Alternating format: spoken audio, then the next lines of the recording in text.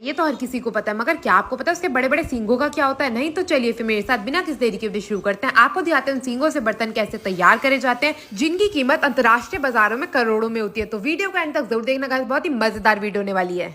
तो जानवरों के सींग से फैंसी बर्तन बनाने के लिए यहाँ पे सबसे पहले सींगों को इकट्ठा करा जाता है। तो भारत देश के मरे हुए जानवरों के साथ साथ अफ्रीका, अमेरिका के भी जितने जानवरों के सींग होते हैं वो भी यहाँ पे इंपोर्ट करे जाते हैं। तो जो सींग होते हैं ना, उनकी भी छटाई करी जाती है। जो सबसे बढ़िया क्वालिटी के सींग होते हैं उनसे सबसे महंगे होम डेकोर के पीसेस तैयार करे जाते हैं। उसके बाद जो बचा कुचा माल होता है उनसे बनते हैं बर्तन, जिनकी खपत सबसे ज्यादा सऊदी के देशों में है। तो सींगों को बांटने के बाद अब एक एक सींग को लिया जाएगा, उसकी कटाई शुरू करी जाएगी बर्तन बनाने के लिए। तो यहाँ पे जो कब तैयार करे जा रहे हैं तो उसके लिए सबसे पहले गोलाई में काटा जाता है और उसके बाद नाप के उसमें आकार दिया जाता है। हर एक सींग को बराबर तो काटा नहीं जा सकता, मगर उसमें आकार जो है वो सेम दिया जा सकता है, ताकि कोई भी डेकोरेशन पीस अगर कोई 2-3 लेता है तो उसका सेट जो है वो पूरा हो सके। तो आप यहाँ पे देख सकते हैं एक एक करके सारे के सारे सींगों को इसी प्रकार काटा जाएगा।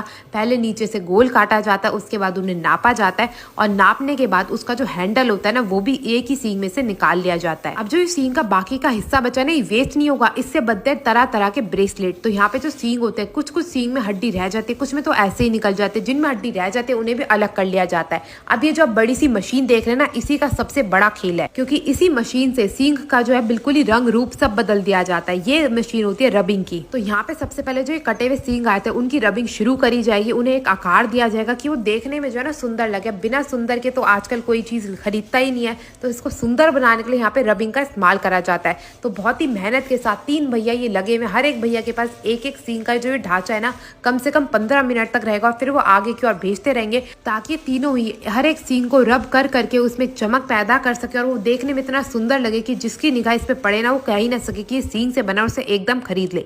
तो उसका रंग रूप बदलने के बाद बारी आती है उसके हैंडल को अटैच करने की। तो यहाँ पे जिसके लिए गैस सिलेंडर के ऊपर एक लोहे का टुकड़ा रख लिया गया है, इसे गर्म करा जाएगा और उसके बाद ये जो सींग आप देख रहे हैं ना, इसको भी इसी के ऊपर पकाया जाता है, क्योंकि हमें इसका हैंडल मोड़ना होता है और मोड़ने के लिए इसे पकाना बहुत जरूरी है।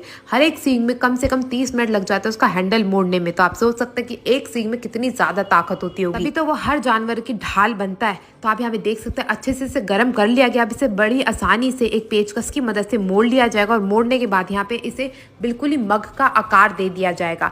आकार देने के बाद इसी आकार को बनाने के लिए इसे ऐसे ही बांध के रस्सी से रख दिया जाता है कम से कम 10 मिनट के लिए, ताकि जो इसकी गर्माई है वो भी निकल सके। उसके बाद इसे पानी में डुबोया जाता है ताकि इसमें जो कालस आई है ना गर्म करने से वो भी निकल सके। तो आप यहाँ पे देख सकते हैं इसकी कालस भी इसी तरह पानी में निकाल ली गई है और कालस निकालने के बाद इसे ठंडा होने के लिए रख दिया जाता है। ठंडा होने के बाद इसे दोबारा से रबिंग वाले भैया को दिया जाता है, जो इसमें सुंदर सुंदर आकार डालते हैं, इसकी दोबारा से रबिंग करते हैं ताकि इसमें दोबारा से चमक आ सके और ये इतना सुंदर लगे देखने में कि मैं आपको क्या ही बताऊं। अब इसकी सुंदरता तो हो गई, बट नीचे बेस तो है ही नहीं। तो बेस अटैच करने के लिए यहाँ पे एक लकड़ी का टुकड़ा लिया जाता है, जिसके ऊपर लगाई जाती है ग्लू, और ग्लू लगाने के बाद इस पे रख दिया जाता है ये सींगों का ढांचा, जो देखने में कोई कह ही नहीं सकता कि सींग से बना है। तो आज के बाद अगर कोई भी आप ऐसा बर्तन देख रहे हैं जिसमें अलग से नीचे लकड़ी लगाई गई है, तो समझ जाइएगा कि वो जानवरों के सींग से बनी है। तो यहाँ पे इस लकड़ी के टुकड़े को भी अच्छे से चिपकाया जाएगा ग्लू की मदद से, और जैसे ही बिल्कुल बढ़िया तरीके से चिपक जाएगा, इसे अच्छे से घुमा घुमा के जांचा जाएगा कि अच्छे से चिपका है या नहीं।